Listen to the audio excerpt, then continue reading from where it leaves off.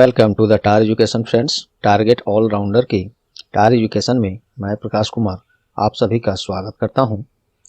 दोस्तों, आज हम लोग देखेंगे वीकली करंट अफेयर्स 6 से 12 दिसंबर 2021 का सभी महत्वपूर्ण करंट अफेयर्स जो आपके आगामी सभी परीक्षाओं के लिए अति महत्वपूर्ण होंगे। साथ में देखेंगे ये सभी एक्स्ट्रा फैक्ट्स जो आपको औरों से आगे रखेगा।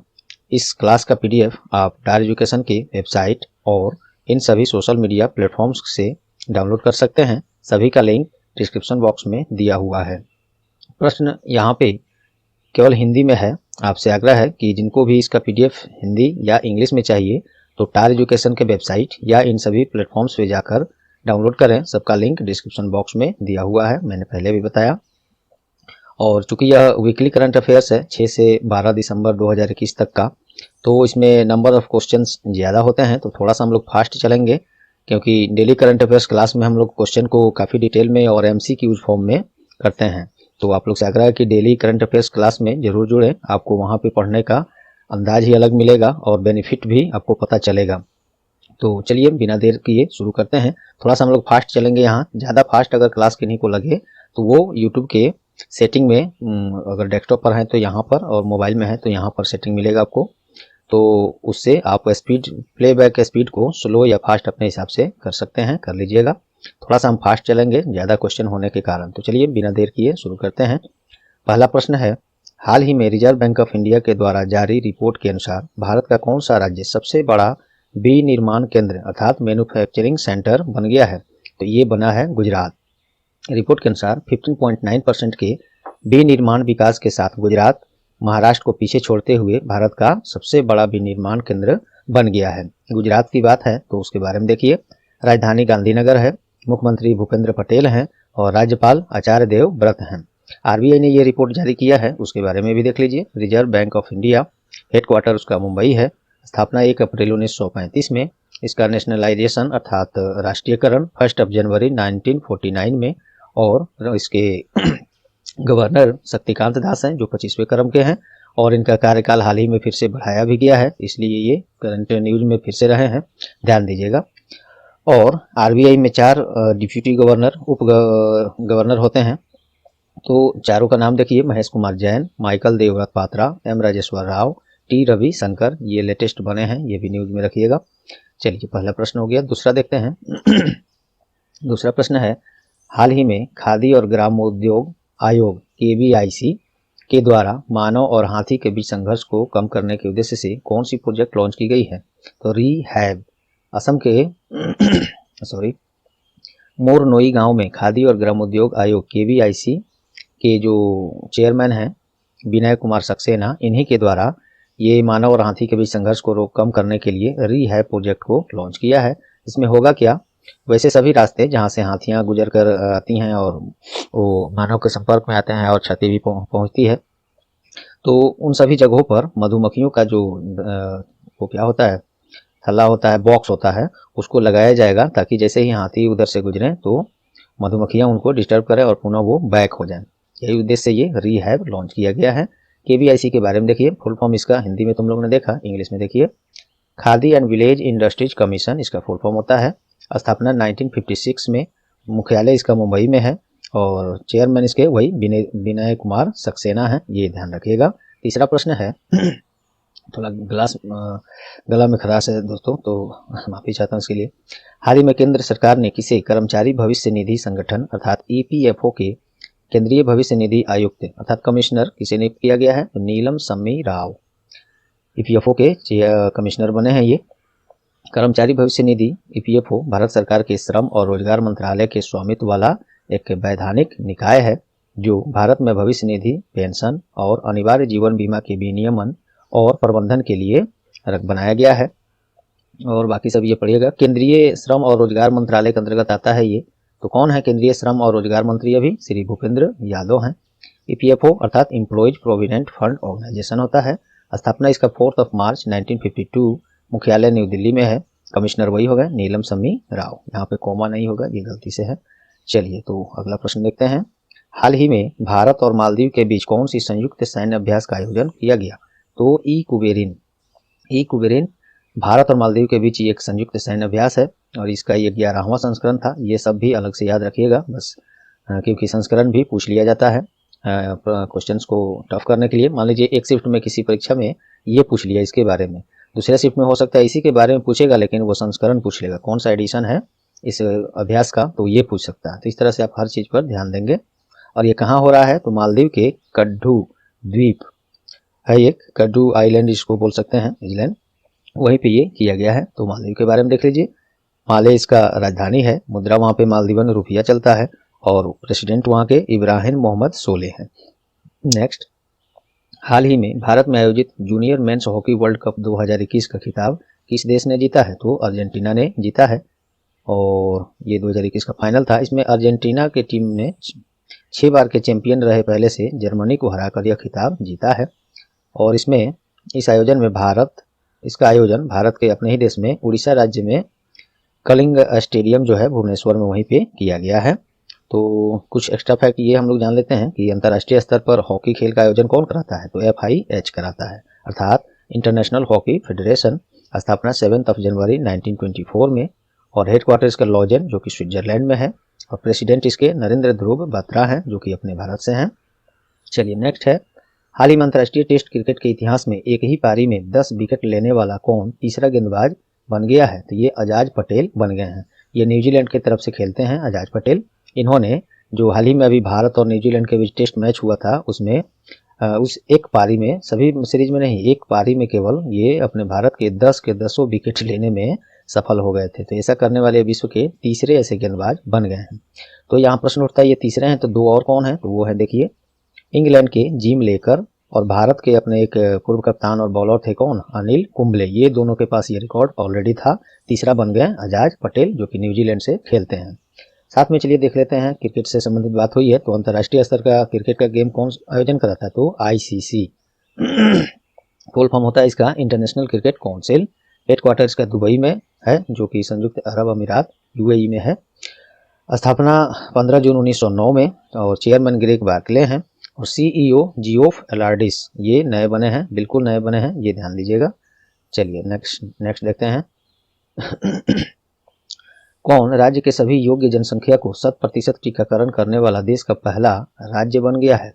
वेरी इंपॉर्टेंट प्रश्न है दोस्तों। ये हिमाचल प्रदेश ऐसा पहला राज्य बन गया है भारत का जो राज्य के सभी जो भी योग्य लोग हैं एज के हिसाब से टीकाकरण के लिए उन सभी का टीकाकरण करने वाला ये पहला राज्य बन गया है। चलिए काफ़ी इंपॉर्टेंट ये जैसे प्रश्न था वैसे इंपॉर्टेंट ये तीनों पॉइंट है। ये देखिए ये है, देखिए 100% योग्य आबादी को वैक्सीनेशन करने वाला, कोविड-19 का वैक्सीन देने वाला, वो भी पहली खुराक देने वाला भारत का पहला जिला कौन बन गया है, तो वो इंदौर बन गया है। इंदौर हाल ही में एक और न्यूज में था, इसमें स्वच्छ भारत अभियान में सबसे स्वच्छ शहर के रूप में लगातार 5वीं बार ये भारत का सबसे स्वच्छ शहर बनकर उभरा है। ये भी न्यूज में आया था हाल ही में। अगला एक और पॉइंट इसी से है कि 100% टीकाकरण करने वाला भारत का पहला शहर कौन बना था, तो भुवनेश्वर बना है। और 100% टीकाकरण करने वाला भारत का पहला गांव कौन बना है, तो ये जम्मू कश्मीर के बांदीपुर जिले का गांव ब्यान है। ब्यान गांव एक है, व्यान ये बना है। तो देखिए तीनों पॉइंट इससे रिलेटेड था। इस तरह के पॉइंट्स सर्च करने में, एकत्रित करने में, हालांकि ये सब हम लोग स्टोर रखते हैं न्यूज में, जैसे आता है संबंधित न्यूज एक जगह स्टोर रहता है तो उस तरह से स्टोर करके उसमें से सर्च करके आपके लिए ये यहाँ पे पेश किया जाता है ताकि आपको एग्जाम्स में ज़्यादा लाभ हो पाए। चलिए हिमाचल प्रदेश पहले स्थान पर आया है इसमें, तो उसके बारे में देखते हैं। हिमाचल प्रदेश का राज्य का स्थापना 25 जनवरी 1971 में। इसके 2 राजधानियाँ हैं, शिमला है समर सीजन के लिए और धर्मशाला है विंटर सीजन के लिए। मुख्यमंत्री जयराम ठाकुर हैं अभी और राज्यपाल नए हैं राजेंद्र विश्वनाथ अर्लेकर। नेक्स्ट देखिए, हाल ही में कैम्ब्रिज डिक्शनरी के द्वारा किस शब्द को वर्ड ऑफ द ईयर 2021 चुना गया है, तो परजिवरेंस। ये वर्ड को वर्ड ऑफ द ईयर 2021 चुना है कौन, कैम्ब्रिज डिक्शनरी के अनुसार। हिंदी में परजिवरेंस का अर्थ होता है दृढ़ता, दृढ़ता इसका अर्थ होता है। इसके कैम्ब्रिज डिक्शनरी के अनुसार 2021 में अब तक 2,43,243,000 से भी अधिक बार इस शब्द को ढूंढा गया है, देखा गया है, प्रयोग किया गया है। ऑनलाइन के हिसाब से ऑफलाइन में भी किया गया होगा। तो और एक और पॉइंट देखिए, ये तो ये हो गया पहले प्रश्न से। एक और हाल ही में इसी तरह का प्रश्न आया था, वो आया था हाल ही में मरियम वेबस्टर डिक्शनरी, वो दूसरा है ये। इसके अनुसार कौन सा शब्द को ये वर्ड ऑफ द ईयर 2021 चुना गया था, तो वो है वैक्सीन। वैक्सीन शब्द को मरियम वेबस्टर डिक्शनरी के अनुसार वर्ड ऑफ द ईयर 2021 चुना गया है। और मरियम वेबस्टर डिक्शनरी एक अमेरिकन प्रकाशन कंपनी है। उम्मीद करता हूँ आपको ये पसंद आया होगा। चलिए पहला 9th क्वेश्चन है, हाल ही में किसी दिन डॉक्टर भीमराव अंबेडकर की 66वीं पुण्यतिथि पर महापरिनिर्वाण दिवस मनाया गया है। तो ये मनाया गया 6 दिसंबर को। आइए उनके बारे में कुछ जान लेते हैं, डॉक्टर भीमराव अंबेडकर के बारे में। तो मध्य प्रदेश के महू में 14 अप्रैल 1891 को इनका जन्म हुआ था और इन्होंने दलितों के आर्थिक सामाजिक सशक्तिकरण के लिए आवाज़ उठाया था। भीमराव अंबेडकर जो हैं दलितों पर हो रहे अत्याचारों के खिलाफ आवाज़ उठाने के लिए बहिष्कृत भारत मुख्य नायक जनता इस नाम से साप्ताहिक और दैनिक पत्रिका ये सब जारी करते थे, शुरू किए थे। और इनको 29 अगस्त 1947 को स्वतंत्र भारत के संविधान के लिए संविधान मसौदा समिति के अध्यक्ष भी बनाया गया था और साथ में स्वतंत्र भारत में कानून मंत्री के रूप में भी इन्होंने सेवा प्रदान किया है। बाबा साहेब भीमराव अम्बेडकर का देहांत 6 दिसंबर 1956 को हुआ था और मरणोपरांत बाबा साहेब भीमराव अम्बेडकर को भारत का सर्वोच्च सम्मान कौन सा है? तो भारत रत्न से भी सम्मानित किया गया था। तो उम्मीद करता हूँ ये सभी इंफॉर्मेशन आपको परीक्षा उपयोगी हैं, पसंद आए होंगे। चलिए अगला है, हाल ही में किस दिन भारतीय बैडमिंटन खिलाड़ी ने बैडमिंटन वर्ल्ड फेडरेशन किस भारतीय बैडमिंटन खिलाड़ी ने बैडमिंटन वर्ल्ड फेडरेशन अर्थात BWF वर्ल्ड टूर 2021 के फाइनल में रजत पदक जीता है? तो ये है PV सिंधु। फाइनल मुकाबले में PV सिंधु साउथ कोरिया के एन सियोंग से पराजित हो गई थी और रजत पदक जीती थी। और इसका आयोजन कहाँ हुआ है? तो ये इंडोनेशिया के बाली में आयोजित किया गया था। बाली एक बहुत मस्त जगह है, अगर घूमने का कभी हो विदेश में तो यहाँ जाइए, काफ़ी अच्छा जगह है, ये प्लेस है। चलिए BWF अर्थात बैडमिंटन वर्ल्ड फेडरेशन, इसका स्थापना 5 जुलाई 1934 में, मुख्यालय इसका कुआलालंपुर मलेशिया में ही है। चलिए next, badminton world federation BWF world tour 2021 के फाइनल मुकाबले में पुरुष वर्ग में ऊपर वाला कौन सा था? वो महिला वर्ग का था, जिसमें PV सिंधु क्या नाम था? एन सियोंग, यहाँ पे फिर से देखिए यहाँ है एन सियोंग, ये कहाँ की हैं? साउथ कोरिया की हैं। इनसे हार गई थी फाइनल में, तो इन्होंने जीत दर्ज किया है। और अब पुरुष वर्ग की बात करें इसी खेल में, तो पुरुष वर्ग में विक्टर एक्सेल्सन इन्होंने जीता है इस खिताब को फाइनल मुकाबले में। डेनमार्क के विक्टर एक्सेल्सन हैं, ये डेनमार्क के हैं। थाईलैंड के कुनलावुत विटिडसन, विदेशी नाम देखिए, हिंदी में भी हम लिखे हैं तो दिक्कत ही हो रहा है पढ़ने में। तो इनको हराकर फाइनल मुकाबला उन्होंने जीता है। और इसका आयोजन जैसे मैंने बताया इंडोनेशिया के बाली में किया गया था। ये चीज़ अभी जस्ट हम लोग ऊपर चर्चा कर चुके हैं।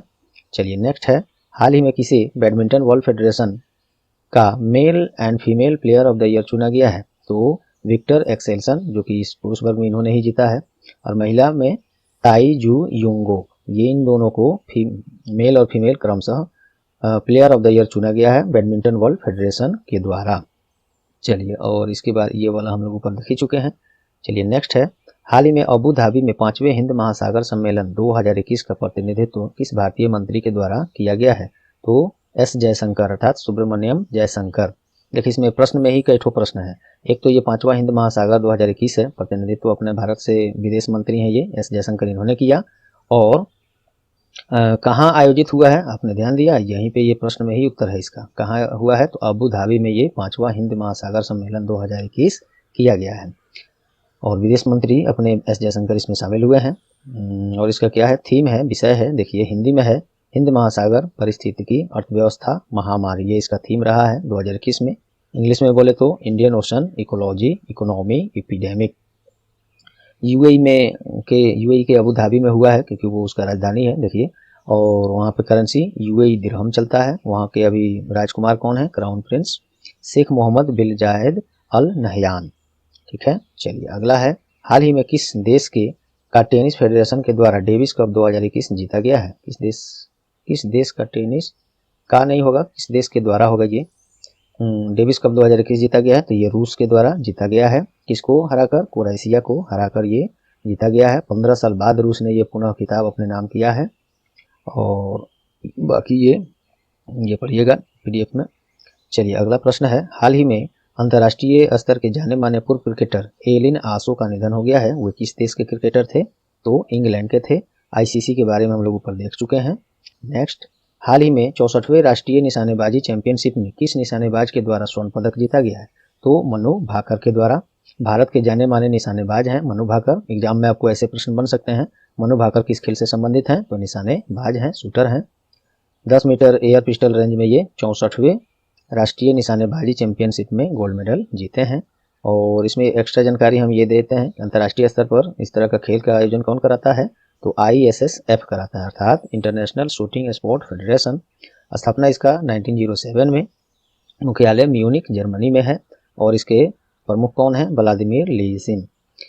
चलिए नेक्स्ट है, हाल ही में जाने माने पत्रकार और पद्मश्री से सम्मानित एक व्यक्तित्व का निधन हो गया है। उनका नाम क्या है, तो विनोद दुआ। ये विनोद दुआ खास इसलिए हैं कि दूरदर्शन सहित कई बड़े बड़े मीडिया घराने में इन्होंने काम किया है और 2008 में इनको पद्मश्री से सम्मानित भी किया गया था। चलिए अगला है, हाल ही में केंद्रीय खेल मंत्रालय ने भारतीय हॉकी टीम को किस खेल में शामिल होने की अनुमति पुनः दे दिया है, कॉमनवेल्थ गेम 2022 में। एक्चुअली कोविड-19 की दशा देखते हुए भारत सरकार ने, खेल मंत्रालय ने इस खेल से अपनी टीम को बाहर कर लिया था, क्योंकि जान है तो जहान है, लेकिन पुनः कुछ स्थिति में सुधार देखने को मिला है, तो फिर से कॉमनवेल्थ गेम में अपने भारतीय हॉकी टीम को शामिल करने का फैसला ले लिया गया है। इसका आयोजन कहाँ हो रहा है, कॉमनवेल्थ गेम 2022, तो यूनाइटेड किंगडम के बर्मिंघम में 28 जुलाई से 8 अगस्त तक 2022 में, अर्थात नेक्स्ट ईयर जो आ रहा है उसमें किया जाएगा। हॉकी इंडिया के बारे में देख लीजिए। हॉकी इंडिया जो है पहले इंडियन हॉकी फेडरेशन के नाम से जाना जाता था, कब से कब तक, 1925 से 2008 तक। इसके बाद अर्थात 2009 में इसका नाम हॉकी इंडिया कर दिया गया।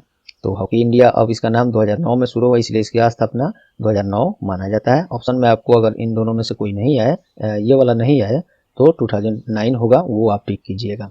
मुख्यालय इसका नई दिल्ली में है, प्रेसिडेंट ज्ञानेंद्रो निगोम्बम है। चलिए नेक्स्ट है, हाल ही में आयोजित फार्मूला 1 का सऊदी अरेबियन ग्रैंड प्रिक्स 2021 किसने जीता है, लुइस हैमिल्टन। ये मैक्स वर्स्टैपेन को हराकर यह खिताब वो जीते हैं। लुइस हैमिल्टन कहाँ के हैं, ब्रिटेन से मर्सिडीज ड्राइवर हैं और मैक्स वर्स्टैपेन बेल्जियम से रेडबुल के रेसिंग ड्राइवर हैं। उम्मीद करता हूँ दोस्तों जो भी मैं पॉइंट दे रहा हूँ आपको काफ़ी महत्वपूर्ण और परीक्षा उपयोगी लग रहे होंगे, क्योंकि जो भी पॉइंट मैं देता हूँ बिल्कुल एग्जाम के पॉइंट ऑफ व्यू से देता हूँ, ज़्यादा कुछ नहीं देता और कम भी नहीं देता, कब, जब ज़रूरत हो। चलिए, देश में इंजीनियरिंग की तैयारी कर रहे छात्रों के लिए ओप्पो इंडिया ने IIT दिल्ली के साथ मिलकर कौन सा स्कॉलरशिप प्रोग्राम लॉन्च किया है, तो जीनियस प्लस। इसमें क्या होगा, तो युवाओं के साथ जुड़ना, सर्वश्रेष्ठ प्रतिभा तक पहुंचाना है इसका उद्देश्य, और भारत के नवाचार पोर्टफोलियो का निर्माण करना है। चलिए नेक्स्ट है, तो जीनियस प्लस ये IIT दिल्ली और ओप्पो इंडिया जो चाइनीज कंपनी है मोबाइल की, तो इंडिया में जो काम करता है उसका ऑफिस, वो मिलकर ये स्कॉलरशिप प्रोग्राम शुरू किए हैं। नेक्स्ट है, जाने माने भारतीय क्रिकेटर रविंद्र जडेजा को किस कंपनी ने अपना ब्रांड एम्बेसडर बनाया है, तो किनारा कैपिटल बेंगलुरु बेस्ड एक फिनटेक कंपनी है जो MSME क्षेत्र में ऋण सेवा प्रदान करती है। देखिए थोड़ी सी चीज़ मैंने लिखा है, लेकिन आपकी परीक्षा के लिए बस उतना ही सफिशियंट है, जरूरी है। एशियन टीम स्क्वैश चैंपियनशिप 2021 के पुरुष वर्ग का खिताब किसने जीता है, किस टीम ने, मलेशिया की टीम ने जीता है। पुरुष वर्ग में भारत को ही हराकर ये एशियन टीम स्क्वैश चैंपियनशिप 2021 जीता है, मलेशिया भारत को हराकर। और इसका आयोजन कुआलालंपुर में किया गया था, मलेशिया के कुआलालंपुर में। और इसमें महिला वर्ग की बात करें, वो तो पुरुष वर्ग में था, भारत को हराकर मलेशिया ने जीता। महिला वर्ग में मलेशिया ही हांगकांग को हराकर यह खिताब अपने नाम किया है। चलिए नेक्स्ट है, हाल ही में किसे भारतीय राष्ट्रीय राजमार्ग प्राधिकरण की अध्यक्ष नियुक्त किया गया है, अलका उपाध्याय को। तो केंद्र सरकार का जो कैबिनेट नियुक्ति समिति है, अर्थात appointments committee of cabinet, ACC इसको शॉर्ट में कहते हैं, ACC, इसी के द्वारा इनको ये भारतीय राष्ट्रीय राजमार्ग प्राधिकरण, national authority of highway of India, ये इसका अध्यक्ष बनाया गया है, अलका उपाध्याय को। अभी केंद्रीय सड़क परिवहन और राजमार्ग मंत्री कौन है, श्री नितिन जयराम गडकरी। नेक्स्ट है, हाल ही में जारी पुस्तक पब्लिक सर्विस एथिक्स किनके द्वारा लिखा गया है, तो ये प्रभात कुमार के द्वारा लिखा गया है। प्रभात कुमार झारखंड के पूर्व राज्यपाल रह चुके हैं और इस पुस्तक का विमोचन वर्तमान उपराष्ट्रपति M वेंकैया नायडू के द्वारा किया गया है। इस पुस्तक में शासन और सार्वजनिक सेवा में नैतिक भारत के लिए सामूहिक खोज का प्रस्ताव के बारे में बताया गया है। नेक्स्ट है, इलेक्ट्रॉनिक्स और सूचना प्रौद्योगिकी मंत्रालय के द्वारा आज़ादी के अमृत महोत्सव के अंतर्गत डिजिटल पेमेंट को बढ़ावा देने के लिए किस एंथम के साथ डिजिटल पेमेंट उत्सव मनाया है हाल ही में, तो यह है चुटकी बजा के। एक्चुअली में स्वतंत्र हम लोग हमारे देश की स्वतंत्रता के 75 वर्ष पूरा होने के उपलक्ष्य में सालों भर आज़ादी का अमृत महोत्सव मनाने का फैसला किया गया, मनाया जा रहा है। हर रोज़ कहीं ना कहीं कुछ ना कुछ प्रोग्राम किया जाता है, उसी में ये सब किया जा रहा है ये सब। तो ये हो गया, वो मैंने यही बात यहाँ लिखा भी है, देखिए। इलेक्ट्रॉनिक्स एंड सूचना प्रौद्योगिकी मंत्री कौन है अभी? श्री अश्विनी वैष्णव। नेक्स्ट, हाल ही में किस राज्य में national generic document registration system CDRS और वनाधिकार मोबाइल ऐप लॉन्च किया गया है? तो ये त्रिपुरा में किया गया है, वनाधिकार मोबाइल ऐप और पोर्टल। तो त्रिपुरा की राजधानी अगरतला है। मुख्यमंत्री बिप्लब कुमार देव हैं और राज्यपाल सत्यदेव नारायण आर्या हैं। और इसके द्वारा जनजातीय लोगों को प्रत्येक प्लॉट को एक यूनिक ID प्रदान किया जाएगा। चलिए नेक्स्ट देखते हैं। हाल ही में S&P ग्लोबल रेटिंग एजेंसी के द्वारा वित्त वर्ष 21-22 में भारत का GDP विकास दर कितना अनुमान लगाया गया है? तो 9.5% रहने का अनुमान लगाया गया है। और ये क्या है? हाँ, ये तो 21-22 का है 9.5%। और इसी के द्वारा वित्त वर्ष 2022-23 में अनुमान लगाया गया है 7.8% का। तो ये अलग से एक प्रश्न है, इसी में मैंने रखा है। S&P ग्लोबल रेटिंग एजेंसी एक अमेरिकन रेटिंग एजेंसी है, ये ध्यान देंगे। इसका हेडक्वार्टर न्यूयॉर्क में है, स्थापना 1860 में। नेक्स्ट, हाल ही में किस दिन अंतर्राष्ट्रीय स्वयं सेवी अर्थात इंटरनेशनल वॉलंटियर डे मनाया गया है? तो 5 दिसंबर को मनाया गया है। इस पर इसका थीम क्या था? विषय स्वयं सेवक अब हमारे सामान्य भविष्य के लिए, अर्थात इंग्लिश में देखें तो volunteer now for our common future, ये है। बाकी ये सब आप पढ़िएगा। पहली बार इसको 1895 में मनाया गया था। चलिए नेक्स्ट देखते हैं। कुछ इसमें पॉइंट्स हम रहने देंगे, आप PDF में जरूर पढ़िएगा या वीडियो को पॉज करके। जरूरी ज़्यादा जो है वो मैं तो बोल ही दे रहा हूँ, क्योंकि ये वीकली करंट अफेयर्स है और 100+ प्रश्न है इसमें दोस्तों। तो आपको थोड़ा सा इसमें फास्ट चलना होगा और कुछ अगर पॉइंट छोड़ते हैं हम तो उसको आपको रोक कर वहीं पर पढ़ लीजिएगा, क्योंकि जो यहाँ पे हम करा रहे हैं इसको हम ऑलरेडी डेली करंट अफेयर, जो हम लोग का करंट अफेयर का क्लास चलता है MCQ बेस्ड, वहाँ डिटेल में हम लोग इसको पढ़ चुके हैं। तो यहाँ पे फिर उतना ही डिटेल में जाऊँगा तो काफ़ी लंबा क्लास हो जाएगा। चलिए नेक्स्ट है, किस दिन विश्व मृदा दिवस वर्ल्ड सॉइल डे मनाया गया है? तो 5 दिसंबर को मनाया गया है। इसका विषय क्या था, थीम क्या था? तो मिट्टी के लवणता को रोकें, मिट्टी की उत्पादकता को बढ़ावा दें, अर्थात prevent soil salinization, promote soil productivity. ये रहा। एक और पॉइंट ऊपर है, वो पढ़िएगा। हाल ही में क्रिकेट के सभी खेल प्रारूपों में 50 अंतर्राष्ट्रीय मैच जिताने वाले कौन पहले कप्तान बन गए हैं? तो ये विराट कोहली हैं। ये देखिए, अभी जो हम लोग का खेल हो रहा था भारत और न्यूजीलैंड के टेस्ट मैच जो हो रहा था, उसी में अजय पटेल ने 10 का 10 विकेट लेकर रिकॉर्ड भी बनाया था। तीसरा क्रिकेटर विश्व के बन गए हैं। उससे पहले इंग्लैंड के मेनन और अपने भारत का अनिल कुंबले के पास वो रिकॉर्ड है। देखिए, अभी मुझे सब ये जुबान पर याद है, बिना देखे वो सब। उसी तरह मुझे याद रहना जरूरी नहीं है, मैं तो लिख के ला के भी पढ़ा सकता हूँ, लेकिन आपको इस तरह से मेमोराइज करना है, इस तरह से कि कुछ भी जैसे यहाँ पे कुछ आया तो उससे रिलेटेड मैंने कितना चीज़ बता दिया, उस तरह से आपको होना जरूरी है, ताकि एग्जाम्स में आप उन लोगों से ऊपर रहें और एग्जाम्स जीतने में आप पास होने में सफल हों। चलिए, तो ये विराट कोहली ऐसे पहले क्रिकेटर बन गए हैं जो क्रिकेट का जो तीनों प्रारूप होता है, एक ODI होता है वनडे 50 ओवर का, T20 आजकल हो रहा है, और टेस्ट मैच जो होता है क्रिकेट का, इन सभी में तीनों फॉर्मेटों में 50-50 एटलीस्ट 50-50 मैच जिताने वाले ये पहले क्रिकेटर कप्तान बन गए हैं। यही न्यूज़ है ये। BCCI के बारे में देख लेते हैं। भारत में कोई भी क्रिकेट आयोजन होता है तो ये BCCI के देखरेख में होता है। Board of control for cricket in India, स्थापना 4 दिसंबर 1928 को, और इसके प्रमुख कौन है, प्रेसिडेंट कौन है, सौरव गांगुली, और ये 39वें क्रम के BCCI प्रमुख हैं। सेक्रेटरी जैसा हैं जो वर्तमान गृह मंत्री और सहकारिता मंत्रालय के पहले मंत्री श्री अमित शाह हैं, उनके ये पुत्र हैं। ICC के बारे में ऊपर हम लोग देख चुके हैं। चलिए नेक्स्ट है, हाल ही में इंटरनेशनल क्रिकेट काउंसिल अर्थात ICC के द्वारा ताज़ा रैंकिंग के अनुसार कौन सा देश ICC टेस्ट चैंपियनशिप रैंकिंग में पहले स्थान पर आ गया है? तो अपना देश भारत आ गया है। और ICC के बारे में हम लोग देख चुके हैं और ये पढ़िएगा आप फिर से। नेक्स्ट है, हाल ही में किस दिन राष्ट्रीय सशस्त्र सेना झंडा दिवस मनाया गया है? 7 दिसंबर को।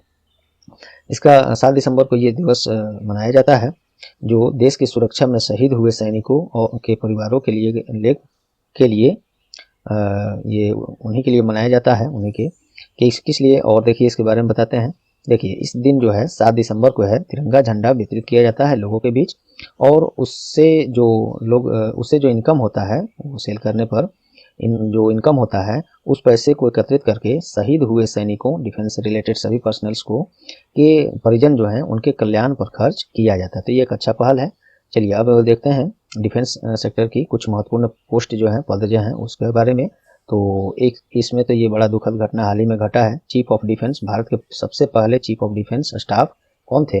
बिपिन रावत थे। उनका उस दिन 8 दिसंबर को किसी प्रोग्राम में भाग लेने जा रहे थे, वहाँ उनका हेलीकॉप्टर बीच में ही टारगेट मतलब गंतव्य स्थान जहाँ पहुँचना था उसे मात्र महज 5-7 मिनट लगता, उससे पहले इनका हेलीकॉप्टर जो है क्रैश हो गया और उसमें इनका देहांत हो गया। तो ये पोस्ट अभी अब इस पर ये नहीं है। ऐसे अब मनोज मुकुंद नरवणे बनने पर अभी क्लियर होना बाकी है। मुझे लगता है बन भी गए हैं कल शाम को, तो हो सकता है आज के न्यूज़ में वो मैं अपडेट करूँगा। और बाकी ये तीनों अभी हैं जारी में।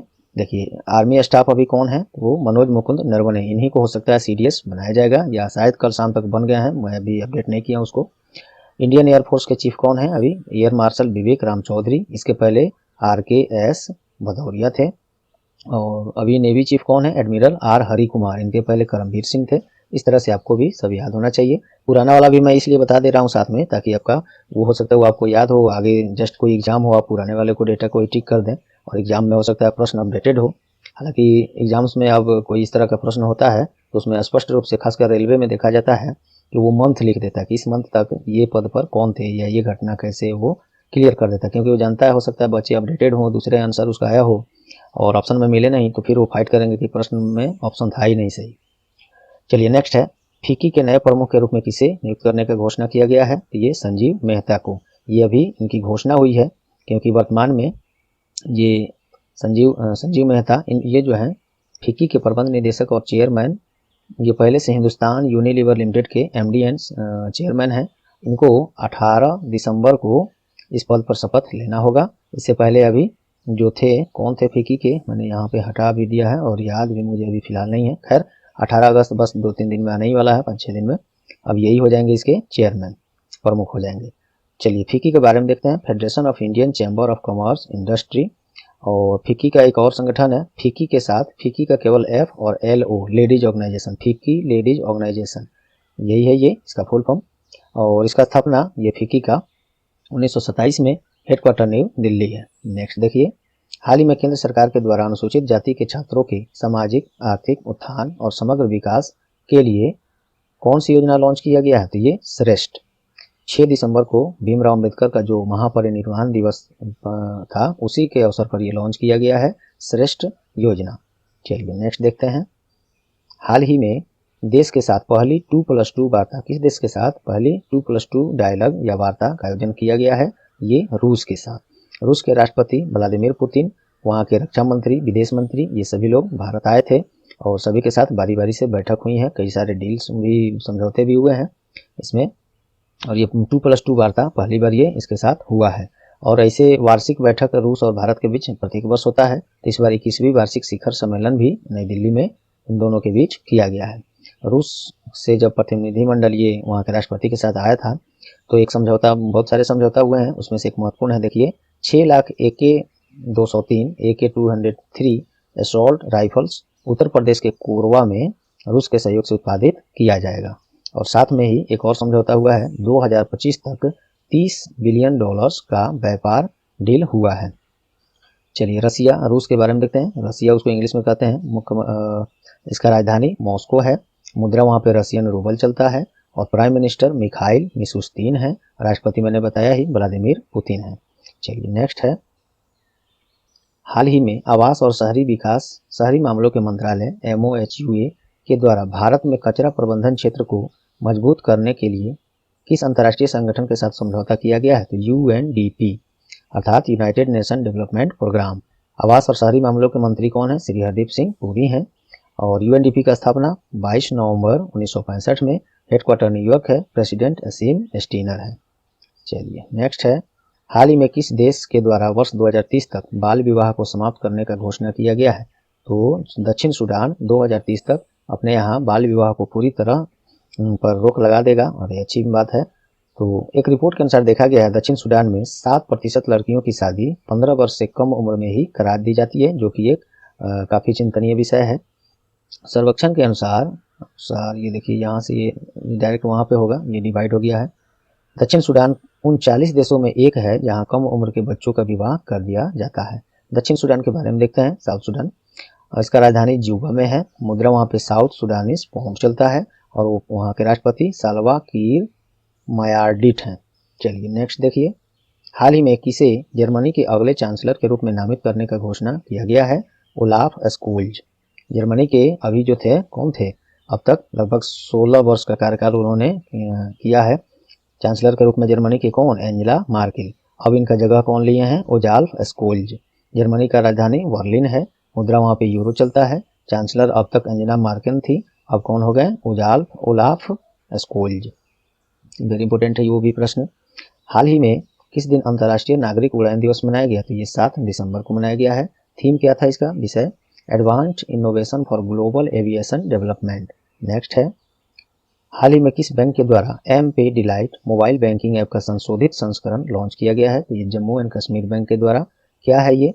इस अपडेटेड वर्जन में मोबाइल ऐप एम पे डिलाइट, इस अपडेटेड वर्जन में नए नए फीचर्स जैसे बायोमेट्रिक, फिंगरप्रिंट्स और इसमें सिक्योर इसको और किया गया है। तो इन सभी का लाभ उठा सकते हैं कस्टमर्स। बस आपको ये जानना है एम पे डिलाइट ऐप किस बैंक के द्वारा है? तो ये Jammu and Kashmir bank. Jammu Kashmir bank का स्थापना 1 अक्टूबर 1938 में, मुख्यालय इसका श्रीनगर में है और MD एंड CEO बालदेव प्रकाश हैं, मेरे ही नाम से हैं, मित्राम है। चलिए, हाल ही में प्रकाशित पुस्तक the Midway battle Modi's roller coaster second turn किनके द्वारा लिखा गया है? गौतम चिंतामणि के द्वारा यह पुस्तक लिखा गया है। इस पुस्तक में मोदी जी के दूसरे कार्यकाल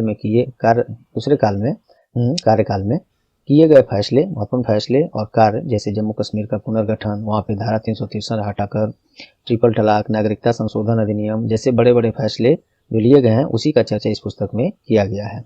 चलिए नेक्स्ट है, हाल ही में पहली महिला मनोचिकित्सक और स्वास्थ्य क्षेत्र में अहम योगदानकर्ता का निधन हो गया है। क्या नाम है? शारदा मेनन। नेक्स्ट है, हाल ही में किस भारतीय क्रिकेटर को मोबाइल एक्सेसरीज निर्माण ब्रांड जो यूनिक्स है अपना ब्रांड एम्बेसडर बनाया है? तो ये जसप्रीत बुमराह, जो अपने भारतीय सीनियर क्रिकेट टीम के जाने माने फास्ट बॉलर हैं। काफ़ी इंटरेस्टिंग बॉलिंग कराते हैं, मज़ा आता है इनका बॉलिंग देखने में और विश्वास भी रहता है खेल जब तक ये रहते हैं। गाम्बिया के दूसरे कार्यकाल के राष्ट्रपति के रूप में किसने चुनाव पुनः जीत लिया है? पुनः नहीं, ये हमको लगता है पहली बार ही जीते होंगे। खैर, पुनः है या पहली बार इन्होंने चुनाव जीता है, तो इनका नाम है अडामा बैरू। गाम्बिया की राजधानी बांजुल है। मुद्रा वहाँ पे गाम्बियन दलासी चलता है। नेक्स्ट है, हाल ही में उज्जीवन स्मॉल फाइनेंस बैंक की नए प्रबंध निदेशक और मुख्य कार्यकारी अधिकारी अर्थात MD एंड CEO किसे नियुक्त किया गया है? Ittira Davis. Ujjivan small finance bank, स्थापना इसका 1 फरवरी 2017 में, हेडक्वार्टर बेंगलुरु है। MD एंड CEO वही इतीरा डेविस हो गए। टैगलाइन इसका banking build a better life इसका टैगलाइन है। जैसे SBI का ओनली बैंकिंग नथिंग एल्स, ये है। PNB का the bank you can bank upon, ये सब आपको भी याद रहना चाहिए दोस्तों, बैंकिंग वाले एग्जाम्स में खासतौर पर पूछे जाते हैं। हाल ही में पंजाब नेशनल बैंक के द्वारा अपने दिव्यांग कर्मचारियों के लिए कौन सी मोबाइल ऐप लॉन्च किया गया है? PNB प्राइड CRDM मॉड्यूल, ये ऐप का नाम है। इसमें दिव्यांग जन जो उनके PNB में ये हैं कर्मचारी हैं, स्टाफ्स हैं, वे लोग टॉक बैक जो सुविधा होता है मोबाइल में, हम लोग भी देखते होंगे आप लोग कि उसको ऑन कर देने के बाद मोबाइल में जहाँ कहीं भी उसको टच किया जाता है तो वो क्या है बोलकर उसको बताने लगता है आपको, और डबल फिंगर का प्रयोग या डबल टैप करके उसका प्रयोग करना होता है।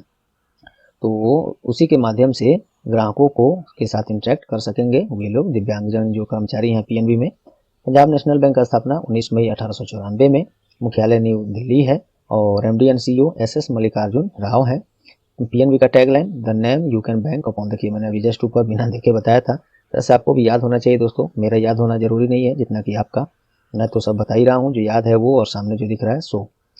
हाल ही में किस दिन भारत और बांग्लादेश के बीच पहली मैत्री दिवस मनाया गया है? तो ये 6 दिसंबर को मनाया गया है। एक्चुअली में 26 मार्च 2021 को इसी वर्ष बांग्लादेश के 50वीं राष्ट्रीय दिवस जो थी उस पर प्रधानमंत्री मोदी जी को इन्वाइट किया गया था। उसी दौरान इस दिवस को मनाने का फैसला किया गया था और यह दिवस 6 दिसंबर 1971 को बांग्लादेश को एक राष्ट्र के रूप में पहचान मिलने के उपलक्ष्य में मनाया जाता है और भारत पहला ऐसा देश था जो उस समय बांग्लादेश के साथ राजनयिक वार्ता शुरू किया था। इसी के उपलक्ष्य में ये भारत और बांग्लादेश मिलकर मैत्री दिवस मना रहे हैं पहली बार। चलिए, बांग्लादेश की राजधानी ढाका है। वहाँ पे प्रधानमंत्री शेख हसीना है, प्रेसिडेंट अब्दुल हामिद हैं। चलिए नेक्स्ट है, हाल ही में कौन मिस ट्रांस ग्लोबल 2021 जीतने वाली पहली महिला बन गई है? तो श्रुति सितारा ये बन गई हैं मिस ट्रांस ग्लोबल 2021। श्रुति सितारा केरल सरकार के सामाजिक न्याय कार्यालय में सहायक पद पर कार्यरत हैं और ये जीतने वाली पहली भारतीय बन गई हैं, इसलिए ये इम्पोर्टेंट है, आप इसको ध्यान देंगे। चलिए नेक्स्ट है, हाल ही में garden rich shipyard and engineers GRSE के द्वारा कौन सी भारत की पहली बड़ी सर्वेक्षण पोत लॉन्च किया गया है? तो ये है संधायक। संधायक देखिए इंग्लिश में भी मैंने लिख दिया है, प्रोनाउंसिएशन अगर गलत जा रहा हो तो। चलिए GRSE अर्थात garden rich ship builders and engineers, headquarter इसका कोलकाता है, chairman and MD admiral BK Saxena है। नेक्स्ट है, हाल ही में देखिए इसका पॉइंट नंबरिंग करने में ये छूट गया है, ये अलग से प्रश्न है, बिना नंबरिंग का समझिए हो गया है। हाल ही में किस देश ने इच्छा मृत्यु डिवाइस को प्रयोग की अनुमति दे दिया है? तो ये दे दिया है स्विट्जरलैंड ने। इस डिवाइस का नाम सर्को है, सर्को SARCO, यहाँ पे देखिए इंग्लिश और हिंदी दोनों में है। इस डिवाइस से ये आत्महत्या करना, सुसाइड मशीन समझिए इसको, सुसाइड डिवाइड, इसको लीगल तरीके से मान्यता दे दिया है स्विट्जरलैंड ने, यही न्यूज में है। और बाकी ये सब पढ़िएगा दोस्तों। स्विट्जरलैंड का राजधानी बर्न है। बर्लिन किसका राजधानी है? बर्लिन अभी ऊपर हम लोगों ने चर्चा किया या पहले से आपको याद होगा। बर्लिन कहाँ की राजधानी है? चलिए वो बताइए। बर्न उससे संबंधित है, इसलिए दिमाग में हमको आया। स्विट्जरलैंड की राजधानी बर्न है। बर्लिन कहाँ की है आप कमेंट में इसको बताइए। मुद्रा क्या स्विट्जरलैंड में चलता है? Swiss franc. नेक्स्ट, हाल ही में भारतीय सेना किस नाम से कोविड-19 महामारी की पृष्ठभूमि में राहत पर विशेष ध्यान देने के साथ एक बहुराष्ट्रीय आपदा प्रबंधन अभ्यास का आयोजन कर रही है? इसका नाम है पैनेक्स 21। इसमें बांग्लादेश, भूटान, नेपाल, श्रीलंका, म्यांमार, थाईलैंड और अपना देश इंडिया के साथ साथ बिम्स्टेक में जो भी सदस्य हैं, मैक्सिमम इसमें से ही उसमें सदस्य हैं, तो इन लोगों को शामिल किया गया है। पैनेक्स 21 का अभ्यास 20 से 22 दिसंबर 2021 तक महाराष्ट्र के पुणे में किया जाएगा। अभी आज तो है 12 तारीख, तो अभी ये होना बाकी है। पुनः न्यूज में आपको हो सकता है आगे चल के फिर से मिले। बिम्स्टेक की इसमें बात हुई है तो उसके बारे में देखिए। फुल फॉर्म होता है Bay of Bengal initiative for multi sectoral technical economic cooperation. स्थापना 6 जून 1997 में। हेडक्वार्टर ढाका बांग्लादेश में है और members country India, Nepal, Myanmar, Thailand, Bangladesh, Sri Lanka और भूटान है। 7 सदस्य हैं इसमें। चलिए, हाल ही में भारतीय मूल के किस अमेरिकी व्यवसायी को एशिया का मोस्ट क्रिएटिव इंटरप्रेन्योर सम्मान से सम्मानित किया गया है? विवेक पॉल को। और Vivek Paul the great Indian film festival के फाउंडर भी हैं ऑलरेडी, और ये 15वां संस्करण था इस पुरस्कार का और दुबई में इनको सम्मानित किया गया है। चलिए नेक्स्ट है 51st क्वेश्चन। हाल ही में काजू बेली वेटलैंड को किस राज्य का 16वां पक्षी अभयारण्य के रूप में मान्यता दिया गया है? तो तमिलनाडु के विलुपुरम जिला में स्थित ये काजू बेली वेटलैंड है।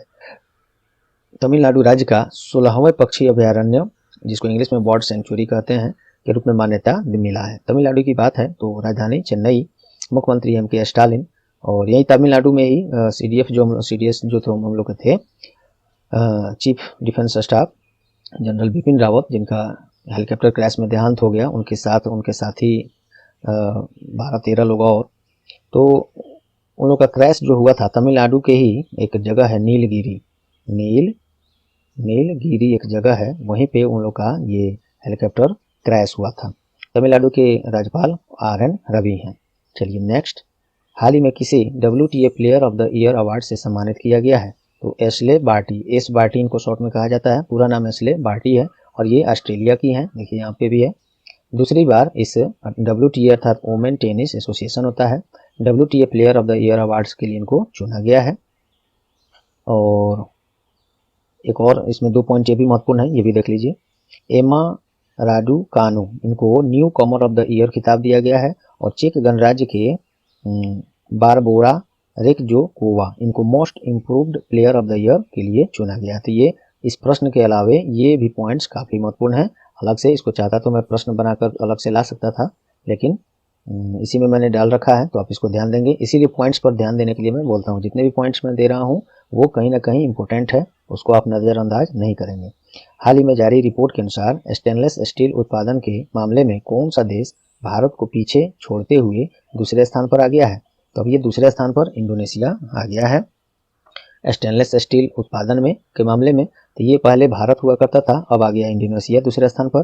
पहले स्थान पर कौन है? पहले स्थान पर चीन है। इधर मैं लिखा भी होगा, देखिए, हाँ, चीन इसमें पहले स्थान पर है, यहाँ देखिए, और इंडोनेशिया दूसरे स्थान पर, और भारत अब तीसरे स्थान पर चला गया। ये सब कुछ डिटेल से आप पढ़िएगा भी।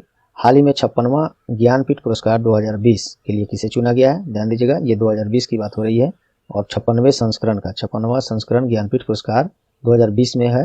वो कोविड-19 के कारण समय पर नहीं दिया गया था, तो इसके लिए किसको चुना गया है? तो नीलमणि फुकन, ये भारतीय साहित्य में उनके योगदान के लिए दिया गया है 56वां ज्ञानपीठ पुरस्कार 2020।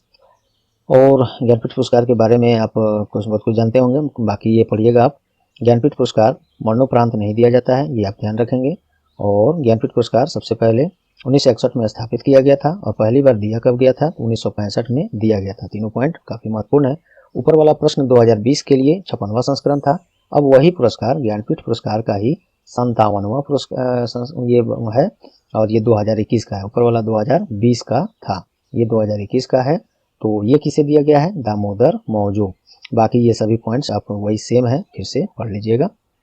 अलग कर दिया मैंने, क्योंकि आपको एग्जाम में पता नहीं, बैंकिंग वाले में तो बिल्कुल अपडेटेड पूछा जाता है, रेलवे एसएससी वगैरह में थोड़ा पूछे से पूछा जाता है, तो वो क्लियर करना जरूरी है आपके लिए।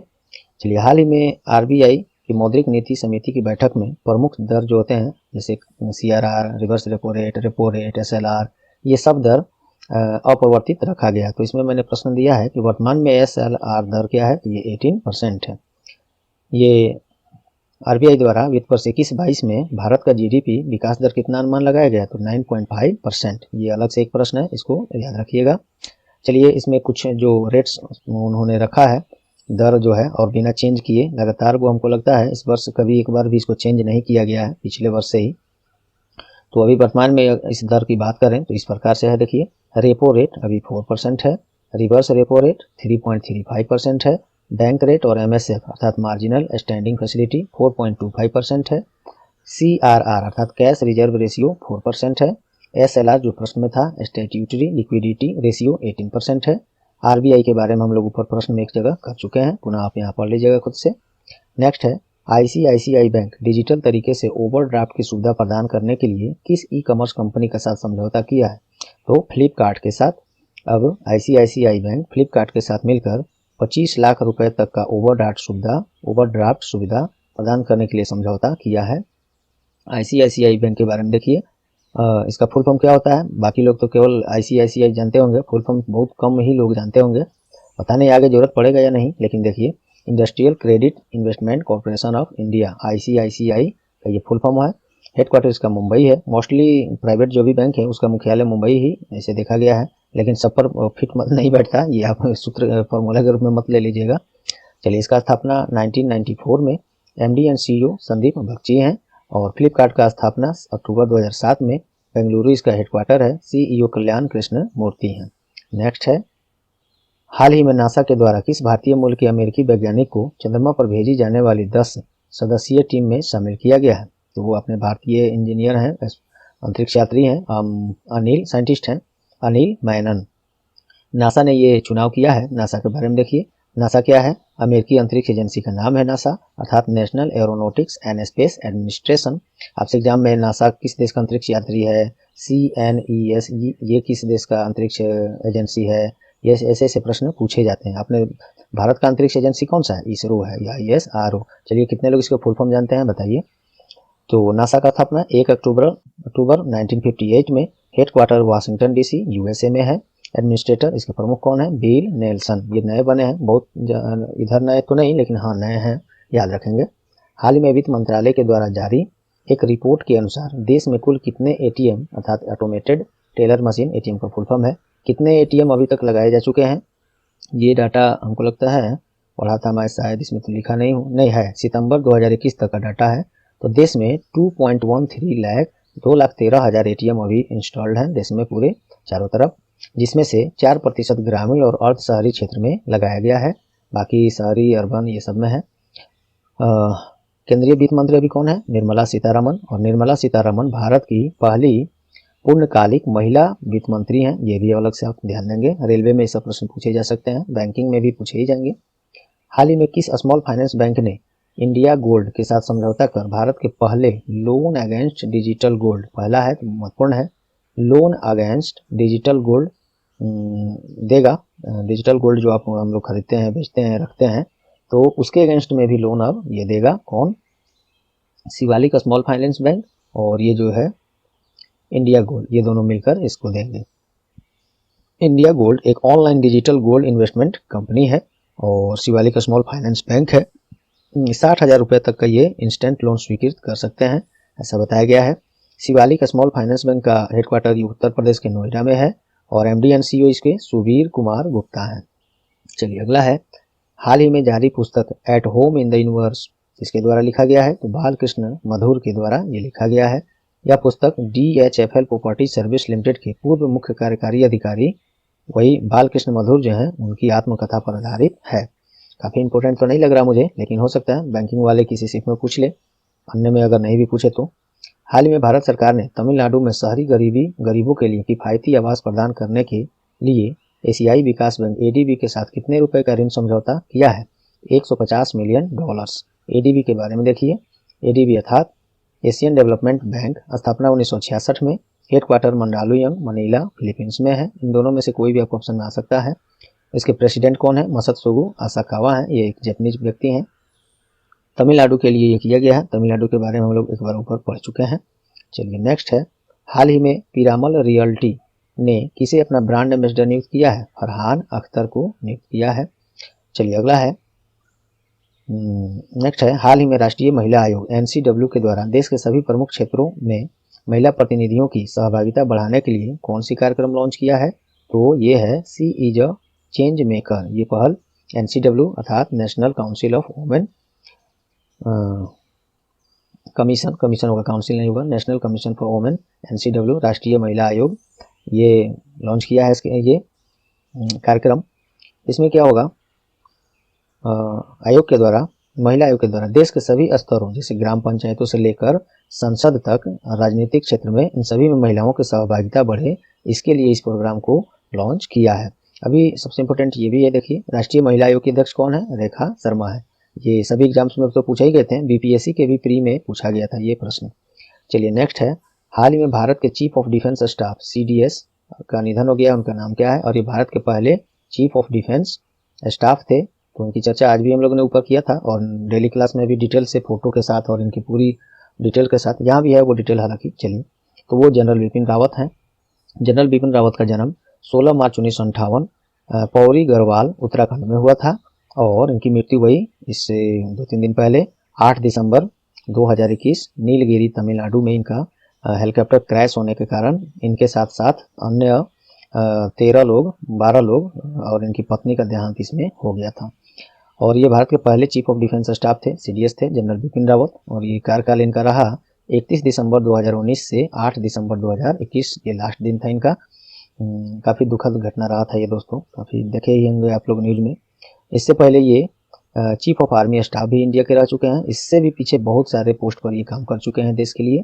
2017 से 19 तक ये चीफ ऑफ आर्मी स्टाफ भी रहे हैं।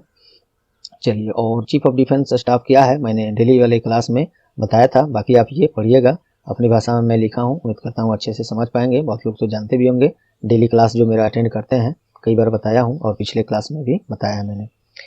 हाल ही में पूर्व चुनाव आयुक्त जो सुनील अरोड़ा हैं, इससे पहले थे वो चुनाव आयुक्त, अभी वो दूसरे पद पर हैं, किस अंतर्राष्ट्रीय संगठन के सलाहकार सदस्य नियुक्त किया गया है? तो ये आइडिया ये टेलीफोन जो एक्सचेंज सिम कंपनी है, प्रोवाइडर वो नहीं, ये दूसरा आइडिया है। देखिए फुल फॉर्म क्या है, advisers for international institute for democracy and electoral assistance. इसके सलाहकार सदस्य बनाए गए हैं सुनील अरोड़ा, जो भारत के पूर्व मुख्य चुनाव आयुक्त रह चुके हैं। चलिए जब बात, और ये आइडिया जो है स्टॉकहोम स्वीडन में स्थित एक अंतर सहकारी सरकारी संगठन है। चीफ चुनाव आयोग की बात हुई है, सुनील अरोड़ा चूंकि पूर्व मुख्य चुनाव आयुक्त रह चुके हैं, तो इलेक्शन कमीशन ऑफ इंडिया के बारे में हम लोग बात कर ही लेते हैं। इंपोर्टेंट पॉइंट है, ध्यान से देखिए। भारतीय चुनाव आयोग में एक मुख्य चुनाव आयुक्त और 2 अन्य चुनाव आयुक्त होते हैं। तो अभी मुख्य चुनाव आयुक्त सुनील ये अरोड़ा के बाद कौन बने हैं? सुशील चंद्रा बने हैं। और अन्य दो चुनाव आयुक्त कौन है? ये मुख्य चुनाव आयुक्त हैं, ध्यान दीजिएगा, मुख्य चुनाव आयुक्त सुनील चंद्रा और 2 अन्य चुनाव आयुक्त होते हैं, वो हैं राजीव कुमार और अनूप चंद्र पांडे। चुनाव आयोग की स्थापना 25 जनवरी 1950 में, मुख्यालय इसका न्यू दिल्ली। उम्मीद करता हूँ ये प्रश्न आपको बहुत कुछ दिया होगा। नेक्स्ट है, फोर्ब्स द्वारा जारी विश्व के 100 शक्तिशाली महिलाओं की सूची में भारत की तरफ से किस महिला का रैंक 37वां आया है, अर्थात भारत की तरफ से ये पहली मानी जाएंगी और ऑल ओवर 100 में विश्व भर में ये 37वें स्थान पर हैं। कौन है? निर्मला सीतारमन। ये भारत की पहली पूर्णकालिक महिला वित्त मंत्री भी हैं, अभी वर्तमान में हैं भी। चलिए, और ये बाकी ये सब, और इस 100 का जो सूची निकला है इसमें भारत की तरफ से कुल 4 महिलाएं शामिल हैं, जिसमें एक तो निर्मला सीतारमन हो गई, एक है फाल्गुनी नायर, रोशनी नादर मल्होत्रा और किरण मजुमदार शॉ। ये 4 महिलाएं शामिल हैं टॉप 100 में, शक्तिशाली महिलाओं की सूची में जारी किया गया फोर्ब्स द्वारा। और बाकी इसमें क्या बना, पहले स्थान पर कौन है? तो देखिए, विश्व की तीसरी सबसे धनी महिला और अमेजन के फाउंडर जेफ बेजोस की पूर्व पत्नी है मैकेंजी स्कॉट, ये है पहले स्थान पर। अमेजन के फाउंडर जेफ बेजोस मैंने इसलिए बोला क्योंकि अमेजन के अब CEO एंडी जर्सी हो गए हैं। फोर्ब्स एक अमेरिकन बिजनेस मैगजीन कंपनी है। चलिए, नेक्स्ट है, हाल ही में किस दिन अंतर्राष्ट्रीय भ्रष्टाचार विरोधी दिवस 2021 मनाया गया है? 9 दिसंबर को मनाया गया। और इसका विषय थीम क्या था? योर राइट योर रोल से नो टू करप्शन। अंतर्राष्ट्रीय भ्रष्टाचार विरोधी दिवस का थीम यही रहा था, रिलेटेड है। और ये किस लिए है, ये तो इसी से स्पष्ट है, फिर भी पढ़िएगा। यूनाइटेड नेशंस के द्वारा ये एक पहल पर मनाया जाता है। यूनाइटेड नेशंस अर्थात संयुक्त राष्ट्र, UN शॉर्ट में कहते हैं। स्थापना 24 अक्टूबर 1945, हेडक्वार्टर न्यूयॉर्क है। सेक्रेटरी जनरल कौन है? महासचिव कौन है? Antonio Guterres. चलिए, नेक्स्ट देखते हैं, हाल ही में केंद्रीय शिक्षा मंत्री के द्वारा स्कूली बच्चों और उपयोगकर्ताओं के लिए कौन सी पहल का शुरुआत किया गया है? ये है भाषा संगम। ये बहुत पहले किया गया था, न्यूज में इसको पुनः दिखाया गया था, तो फिर से लाना पड़ा था हमको। देखिए, स्कूली बच्चों को देश के 22 अलग अलग भाषाओं में सामान्य शब्दों, कॉमन जो सेंटेंस हैं, शब्द हैं, उसकी समझ बढ़ाने के लिए बच्चों और अन्य लोगों के लिए भी एक भाषा संगम पहल का शुरुआत किया गया है। इसके लिए एक मोबाइल ऐप पोर्टल भी लॉन्च किया गया है। केंद्रीय शिक्षा मंत्री कौन है? श्री धर्मेंद्र प्रधान है। केंद्रीय शिक्षा राज्य मंत्री कौन है? डॉक्टर सुभाष सरकार है। नेक्स्ट है, हाल ही में फिच रेटिंग एजेंसी के द्वारा जारी वित्त वर्ष 21-22 में भारत का GDP विकास दर कितना अनुमान है? 8.4%। Fitch rating agency American rating agency है, हेडक्वार्टर इसका न्यूयॉर्क है। नेक्स्ट देखिए, हाल ही में केंद्र सरकार द्वारा प्रधानमंत्री आवास योजना ग्रामीण, इसको कब तक के लिए जारी रखने का पुनः फैसला किया है? तो ये मार्च 2024 तक के लिए इस योजना को बढ़ा दिया गया है, इसलिए न्यूज में रहा है। इसके बारे में कुछ और है, यहाँ देख सकते हैं। चलिए, अगला है, हाल ही में जारी एशिया ऊर्जा इंडेक्स 2021 में भारत का रैंक क्या है? तो ये चौथा है। इसका मतलब ये हुआ कि भारत ऊर्जा क्षेत्र में चौथा सबसे बड़ा शक्तिशाली राष्ट्र है अभी, अच्छी बात है। लोवी इंस्टीट्यूट के द्वारा यह जारी रिपोर्ट किया गया था, जिसमें भारत 37.7 अंक के साथ चौथे स्थान पर है। तो पहले स्थान पर कौन है? संयुक्त राज्य अमेरिका पहले, चीन दूसरे, जापान तीसरे और अपना देश भारत चौथे स्थान पर आ गया है। सॉरी दोस्तों, हाल ही में किस वैज्ञानिक को यंग जियो स्पेशल साइंटिस्ट पुरस्कार से सम्मानित किया गया है? रोपेश, यहाँ ध्यान दीजिएगा,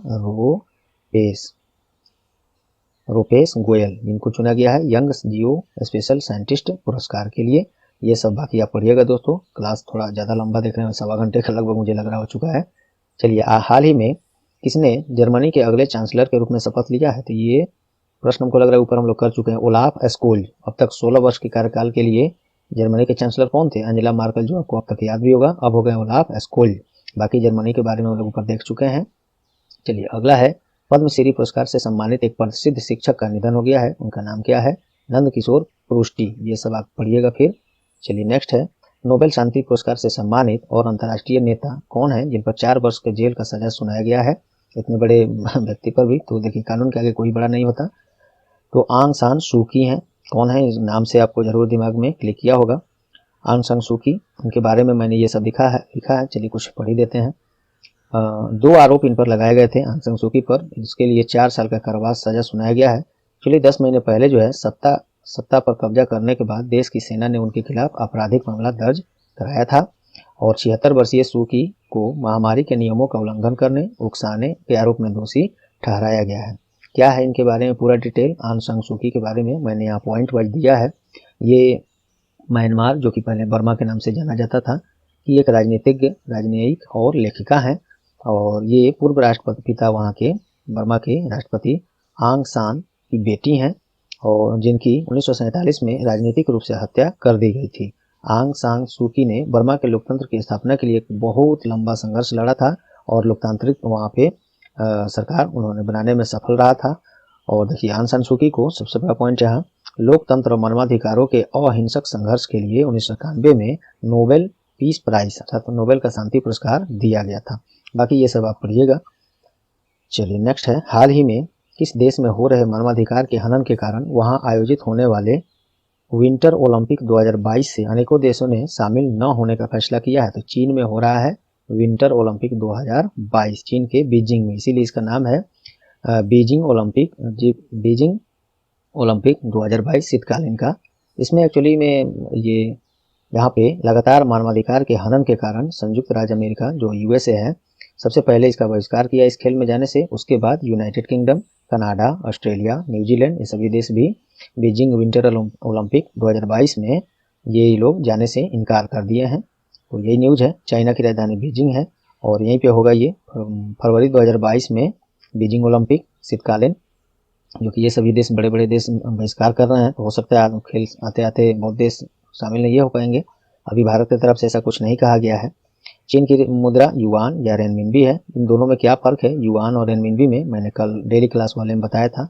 आप अगर क्लास देखे होंगे तो ज़रूर क्लियर हो गया होगा, फिर पुनः मैं कभी बताऊंगा। प्रेसिडेंट शी जिनपिंग है वहाँ पे और अंतर्राष्ट्रीय स्तर पर ओलंपिक खेलों का आयोजन IOC कराता है, इंटरनेशनल ओलंपिक कमेटी। स्थापना 23 जून 1894 और मुख्यालय लॉजेन स्विट्जरलैंड में है। प्रेसिडेंट थॉमस बाक हैं। नेक्स्ट देखिए, हाल ही में भारतीय अंतरिक्ष अनुसंधान संगठन इसरो के द्वारा कब तक मानव युक्त अंतरिक्ष मिशन जो हम लोग का गगनयान है भेजने का समय सीमा रखा है 2023 तक। इसमें फ्रांस का एजेंसी जो है अंतरिक्ष एजेंसी CNES का सहयोग लिया गया है और अगर ये सफल होगा, ये भेजा जाएगा वैसे 2023 में। सफल हो जाने के बाद भारत चौथा ऐसा देश हो जाएगा मानव युक्त अंतरिक्ष मिशन ऐसे भेजने वाला अंतरिक्ष में। तो वो पहले से 3 देश कौन है, अमेरिका, रूस और चीन है। अब भारत चौथा ऐसा देश बन जाएगा। देखिए परीक्षण के तौर पर अगले वर्ष 2022 के मध्य में एक मानव रहित गगनयान भेजा जाएगा। क्या रहता है उसका सफलता देखा जाएगा और 2022 के अंत में एक रोबोट भेजा जाएगा उसी गगनयान में बैठाकर। उस रोबोट का नाम व्योम मित्र है। ये प्रश्न बन चुका है दोस्तों परीक्षा में, पुनः आप इसको ध्यान में रखेंगे। इसरो के बारे में आप पढ़ लीजिएगा दोस्तों, अच्छे से मैंने यहाँ लिखा है। हाल ही में RBI के द्वारा किस पेमेंट बैंक को अनुसूचित बैंक के रूप में कार्य करने की स्वीकृति दिया है? तो पेटीएम पेमेंट बैंक को ये मिल गया है। अब ये RBI एक्ट 1934 के सेकंड शेड्यूल में दूसरी अनुसूची में इसको शामिल कर लिया गया है अनुसूचित बैंक के रूप में। ये सब दोस्तों आप लोग पढ़ लीजिएगा, काफ़ी टाइम लंबा क्लास हो चुका है। चलिए अगला देखते हैं, हाल ही में किस दिन अंतर्राष्ट्रीय मानवाधिकार दिवस, केवल मानवाधिकार दिवस भी कहीं कहीं आपको हो सकता है दिखे, ये किस दिन मनाया गया है? 10 दिसंबर को मनाया गया है। थीम क्या है विषय इस बार किसका? Equality, reducing inequalities, advancing human rights. बाकी ये सब पढ़िएगा दोस्तों। नेक्स्ट है, हाल ही में किस साइट को देश के 47वें रामसर साइट के रूप में मान्यता दिया गया है? तो हैदरपुर आर्द्रभूमि, ये उत्तर प्रदेश में है। हैदरपुर आर्द्रभूमि, इंग्लिश में इसको हैदरपुर वेटलैंड कहेंगे। ये रामसर साइट में शामिल हो गया है। इसके साथ ही उत्तर प्रदेश में कुल 9 रामसर साइट हो गए और इसके साथ ही भारत में कुल रामसर साइट 47 हो गए और पूरे विश्व की बात करें तो 2463 रामसर साइट हो गए हैं। रामसर साइट क्या है? काफ़ी आसान भाषा में मैंने यहाँ लिखा है, आप पढ़िएगा। उत्तर प्रदेश के बारे में भी ये पढ़िएगा। चलिए अगला है, हाल ही में किस देश के द्वारा दिग्गज ई-कॉमर्स कंपनी अमेजन पर 1.3 बिलियन का आर्थिक दंड लगाया गया है? ये इटली पर लगाया गया है। बाजार प्रभुत्व के दुरुपयोग के कारण इटली सरकार ने ई-कॉमर्स कंपनी अमेजन पर 1.3 बिलियन डॉलर्स का आर्थिक दंड लगाया गया है। अमेजन के बारे में और इटली के बारे में ये दोस्तों अच्छे से पढ़ लीजिएगा, 2 सेकंड लगेगा रोक कर। चलिए लंबा थोड़ा ये क्लास ड्यूरेशन हो गया दोस्तों, इसीलिए थोड़ी देर शॉर्ट में शुरू में भी मैंने बोला ही था, बीच में हर पॉइंट में पढ़कर बताने लगा, इसी कारण से इतना लंबा क्लास हो गया। क्योंकि नंबर्स क्वेश्चन अभी 100+ हैं, जिसमें से कुछ क्वेश्चन तो खैर आज के हैं, कल के हैं, जो कि सोमवार को MCQ फॉर्म में आएंगे। उसको मैं नीचे चलिए आगे देखते हैं। किस राज्य सरकार ने आत्मनिर्भर कृषक विकास योजना को मंजूरी दिया है? उत्तर प्रदेश सरकार ने। ये सब पढ़िएगा। हाल ही में किस राज्य सरकार के द्वारा दूध मूल्य प्रोत्साहन योजना लॉन्च किया गया है? तो ये उत्तराखंड के द्वारा। बाकी ये सब पढ़िएगा। हाल ही में संकेत महादेव सरकर ही है, ये सही है, द्वारा कॉमनवेल्थ वेटलिफ्टिंग चैंपियनशिप 2021 में स्वर्ण पदक जीता गया है। तो ये प्रश्न है कि ये कॉमनवेल्थ वेट लिफ्टिंग चैंपियनशिप 2021 का आयोजन कहाँ किया गया है? ताशकंद में किया गया है। ये पॉइंट नहीं होगा, यहाँ मिस्टेक है। उज्बेकिस्तान की राजधानी ताशकंद में होगा। बाकी ये सब पढ़िएगा। इसमें महिला वर्ग में भी कौन है, इसका आयोजन कहाँ है, ये सब मैंने दिया है इसमें, आप पढ़िएगा। चलिए अगला है, हाल ही में कब राष्ट्रीय ऊर्जा संरक्षण सप्ताह मनाया गया है? 8 से 14 दिसंबर 2021, ये पढ़िएगा आप। हाल ही में Disney Byju's early learn app का ब्रांड एम्बेसडर किसे बनाया गया है? नीरज चोपड़ा, जो कि टोक्यो ओलंपिक में एकमात्र स्वर्ण पदक विजेता रहे हैं देश के लिए। तो और ये भाला फेंक खेल प्रतिस्पर्धा से संबंधित हैं। बाकी पॉइंट मैंने दिया है, पढ़ लीजिएगा ये। चलिए नेक्स्ट है, हाल ही में किस टीम ने सीनियर महिला राष्ट्रीय फुटबॉल चैंपियनशिप का खिताब जीता है? तो मणिपुर टीम ने जीता है, ये आप पढ़िएगा। हाल ही में अमेरिकी अंतरिक्ष एजेंसी नासा के द्वारा ब्लैक होल का गुप्त रहस्य जानने के लिए कौन सा एक्सरे मिशन लॉन्च किया है? तो IXPE, IXPE, इसका फुल फॉर्म ये है। नासा के बारे में हम लोग सब पढ़ चुके हैं, ये आप पढ़िएगा फिर। नेक्स्ट है, हाल ही में किस भारतीय वास्तुकार को रॉयल गोल्ड मेडल 2022 से सम्मानित करने का घोषणा किया गया है? तो ये बालकृष्ण दोषी को। अब यहाँ से जो भी प्रश्न नीचे बच रहे हैं दोस्तों 100+ हैं, ये सभी प्रश्न कल के हैं, जो कि आज तो हम लोग संडे को डेली करंट अफेयर्स क्लास करते नहीं हैं, जिस कारण से वो उसमें आ पाए। तो यही वो प्रश्न है, यहाँ से प्लस में जो भी हैं आप पहले से ही इसको PDF में डाउनलोड करके टार एजुकेशन के वेबसाइट से इसको पढ़ सकते हैं PDF में। बाकी इसको मैं देखिए, ये सब प्रश्न बहुत अच्छे प्रश्न आए हैं करंट अफेयर्स के, ये मैं नेक्स्ट डे सोमवार को MCQ फॉर्म में इसको बनाकर एक्स्ट्रा फैक्ट के साथ ऑप्शंस के साथ लाऊंगा, उसमें आपको ये पढ़ाया जाएगा। तो फिलहाल आप इसको PDF में पढ़िएगा, नहीं तो कल ये सभी प्रश्न आपको पुनः मिलेंगे। चलिए दोस्तों, ये देखिए डेली क्विज और अन्य करंट अफेयर्स, वोकेबलरी, ये सब सुविधा आपको अगले कुछ ही दिनों में टार एजुकेशन के वेबसाइट पर और एंड्रॉयड ऐप भी काम चल रहा है, वो भी आने वाला है। तो इन सभी पर मिलेगा। फिलहाल तो वेबसाइट पर आप जरूर विजिट कीजिए, ठीक है। वहाँ पे ये सब डेली क्विज, सब्जेक्ट वाइज और टॉपिक वाइज और एग्जाम बेस्ड पेपर, ये सब हम लोग यूट्यूब पर और वेबसाइट पर सब पर ये जल्द से जल्द लॉन्च करेंगे। डेली वोकेबलरी, बहुत कुछ सब लॉन्च होगा। आप बने रहें टार एजुकेशन के साथ और अन्य दोस्तों को तब तक ये सब शेयर करें, बताएं, जोड़ें, उन लोगों का फैमिली भी थोड़ा बढ़े कि पढ़ाने में इंटरेस्ट आए। तो चलिए दोस्तों, उम्मीद करता हूँ आज का क्लास आपको परीक्षा उपयोगी लगी होंगी। यदि हाँ, तो वीडियो को प्लीज़ लाइक कर दें, ज़्यादा से ज़्यादा शेयर करके टार एजुकेशन का सहयोग करें। और चैनल पर आप नए हैं या चैनल को अब तक सब्सक्राइब नहीं किया है तो अभी सब्सक्राइब बटन दबा दें और साथ में बेल आइकन भी दबा दें, जिससे आगे आने वाले करंट अफेयर्स और डेली सभी महत्वपूर्ण क्लास का नोटिफिकेशन आपको सबसे पहले मिले। और ये पहले से कर दिया है तो आपका बहुत बहुत धन्यवाद, कुछ नहीं करना। तो चलिए मिलते हैं किसी अगले महत्वपूर्ण क्लास में, तब तक के लिए good bye, all the best.